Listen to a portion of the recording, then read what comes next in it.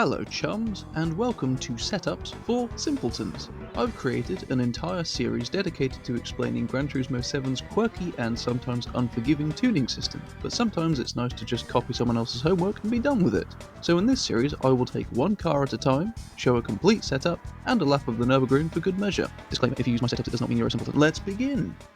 Remember when people were having trouble with the Ford Sierra, sending them into an alternate dimension every time they looked at the brakes? Well, now we can do that much faster with an 800 horsepower engine swap. Yes, I know the engine swap was added months ago, shut up. For the visuals, the car has the wide body fitted, along with aftermarket wheels a few sizes bigger than standard. Increasing the size can slightly improve agility, potentially at the expense of stability. There's a front splitter for front downforce, a rear diffuser for front and rear downforce, and a rear wing to keep it all stable.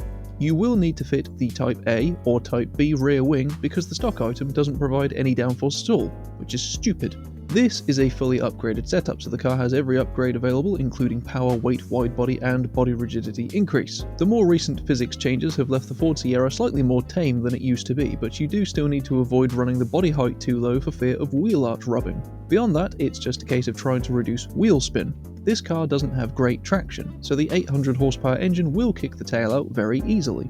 Setting natural frequency lower at the rear, increasing rear toe in, reducing front downforce, and adding rear ballast all improve this.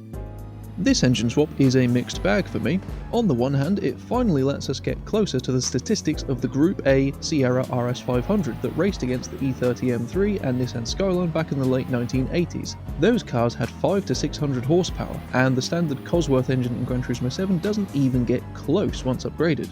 This engine allows us to more faithfully recreate the Gr.B Monster, or even surpass it. On the other hand, it is quite possibly one of the worst sounding engines in the entire game. To make matters worse, the Sierra doesn't really handle the full 800 horsepower all that well. On the upshot, it's not as bad as I expected it to be, though you do have to be very careful with accelerator inputs when exiting corners. The Sierra can still quite suddenly oversteer and catch you out. If you want to make better use of this car, my recommendation would be to tweak it down to 700 performance points. That way, you can reduce the front downforce, add more weight to improve traction, and decrease power to make the car more manageable overall. Once detuned, the Sierra is much more reasonable to drive and actually makes a decent case for itself with the fuel economy of the Gr.B engine. Or at least it would make a good case for itself if you mute the engine sounds.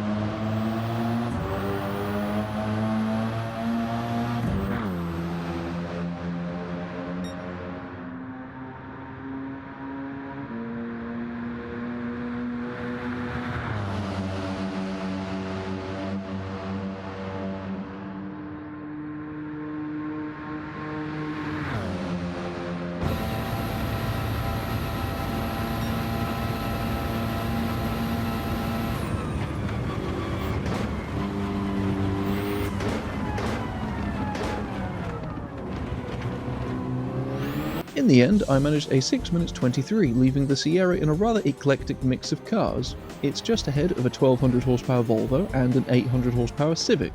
Meanwhile, it's just behind a 1000 horsepower Lamborghini Countach and a Mercedes-Benz 190e with a V8 engine swap.